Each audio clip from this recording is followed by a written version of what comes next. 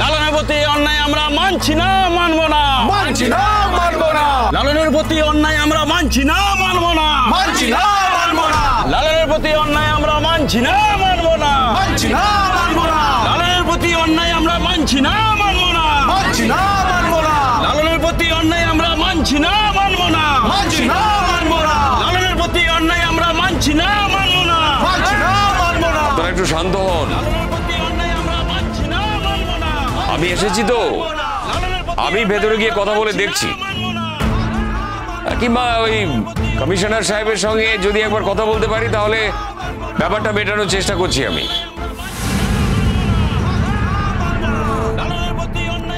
আমি তো একজন উকিল, আমি দেখছি কি করা যায়। পুলিশকে পুলিশের কাজ করতে দিন আপনারা, প্লিজ একটু শান্ত হন। আরে আপনারা দয়া করে প্লিজ শান্ত হন। আপনারা শান্ত না হলে কোনো কথা বলতে পারবো না আমরা। তুমি কাঁদছো কেন মা? তোমার কি এখন কাঁদার সময়? কেঁদো না।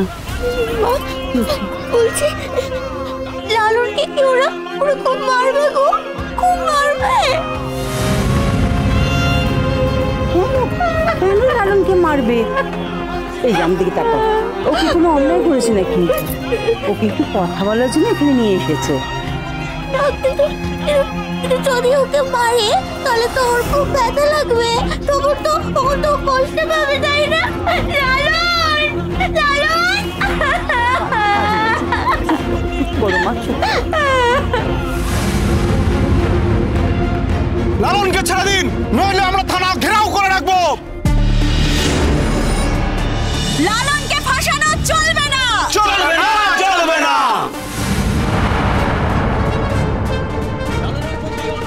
ওকে ওকে।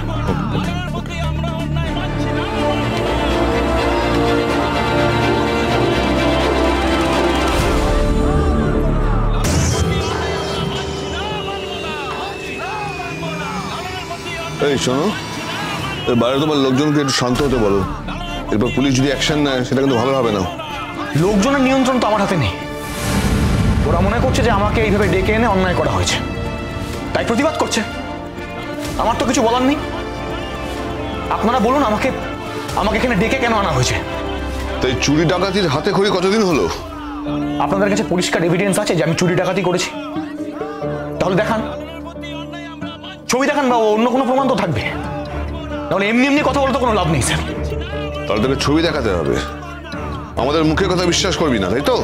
100 বার চ্যালেঞ্জ তো করতেই পারি স্যার।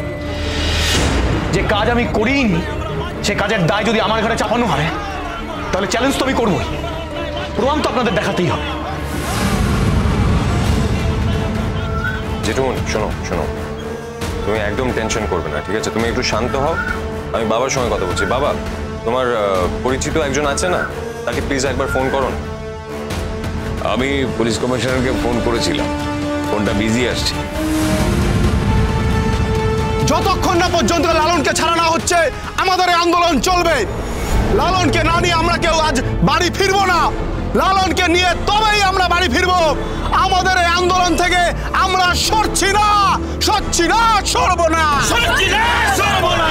লালন ব্যানার্জির মুক্তি চাই, মুক্তি চাই, মুক্তি চাই, লালন ব্যানার্জির মুক্তি চাই, মুক্তি চাই, মুক্তি চাই। অন্যায়ভাবে লালনকে আটকে রাখা চলবে না, চলবে না, চলবে না, অন্যায়ভাবে লালনকে আটকে রাখা চলবে না, চলবে না, চলবে না। লালনের প্রতি অন্যায় আমরা মানছি না, মানবো না, আমি ফোন করে আসছি। লালনের প্রতি অন্যায় আমরা মানছি না, মানবো না, লালনের প্রতি অন্যায় আমরা মানছি না, মানবো না।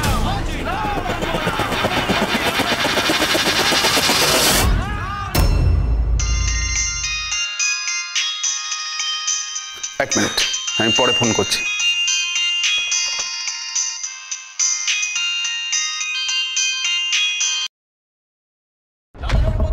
Hello mister Bhattacharya. হ্যাঁ বলুন মিস্টার চ্যাটার্জি। আপনাকে যে কি বলে থ্যাংক ইউ জানাবো।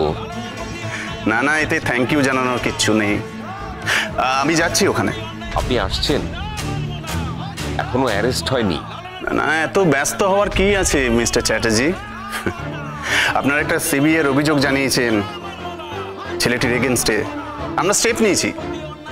এখন সমস্ত ব্যাপারটা একটু খুঁটিয়ে দেখতে হবে তো। আমি ঠিক বুঝতে পারছি না আপনার কথা। এতে বোঝা না বোঝার কিচ্ছু নেই। আমি আসছি, তারপর কথা হবে। তাহলে আমিও ওয়েট করছি এখন। নিশ্চিন্তে ওয়েট করুন। ও আরেকটা কথা, কোর্টে আমার একজন ভালো জুনিয়রকে দিয়ে কেসটা মুভ করাবো ভাবছি। হ্যাঁ, যাতে ছেলেটি আর কখনো বাইরে বেরোতে না পারে, তাই না? হ্যাঁ, আপনি তো সবই বোঝেন। আপনাকে তো বলেইছি, মানে ফ্যামিলিতে কত বড় একটা ডিসপিউট হয়েছে। আমার সোশ্যাল প্রেস্টিজ একেবারে শেষ হয়ে যাবে। সেটা তো ঠিক কথা। আপনাদের এত বড় একটা ফ্যামিলি, সেখানে একটা বস্তির ছেলে আপনাদের ফ্যামিলির মেয়েকে বিয়ে করতে যাচ্ছে, আপনাদের সম্মানহানি হওয়ারই কথা। হ্যাঁ, আপনারা যে কোনো স্টেপ নিতে পারেন। আমি গিয়ে কথা বলছি। Thank you very much. না না, এতে থ্যাংক ইউ এর কিছু নেই। এটা তো আমাদের কাজ। ওকে।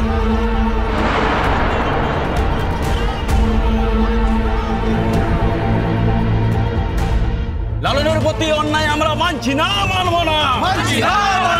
লালনের প্রতি আমরা অন্যায় মানছি না, মানবো না।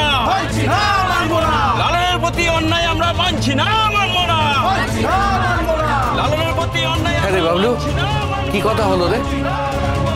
কমিশনার বললেন উনি থানাতেই আসছেন, একটা স্পেশাল কেস হিসেবে এটা উনি হ্যান্ডেল করবেন। একটাই ভয় ছিল, বস্তির লোকেদের বাইরেটা বোঝা যায়, কিন্তু ভেতরে যে কি করছে সেটা তো বোঝা যায় না। না না, আমার তো এখনো বিশ্বাস হচ্ছে না। আমার এখনো বিশ্বাস হচ্ছে না যে লালন এরম একটা কাজ করতে পারে। তোর বিশ্বাস অবিশ্বাসে কিছু এসে যায় না দাদা। কোনো ব্যাপার না থাকলে পুলিশ কি এমনি এমনি খোঁজ খবর নিতে শুরু করেছে? আমি জানি তোর টেনশন হচ্ছে, তোর মেয়ের জীবনের সঙ্গে জড়িয়ে।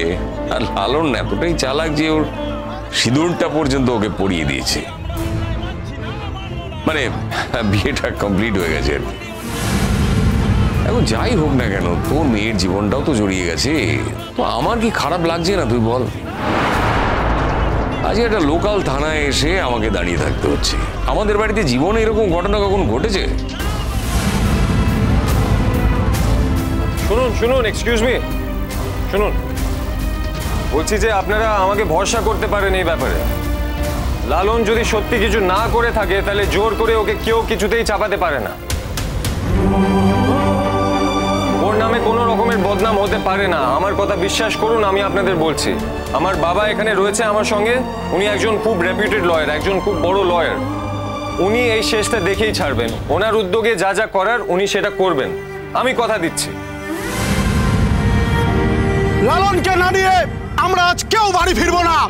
আমাদের আন্দোলন ততক্ষণ পর্যন্ত চলবে যতক্ষণ না পর্যন্ত লালনকে এখান থেকে ছাড়া না হয়। আমাদের আন্দোলন থেকে আমরা সরছি না, সরবো না।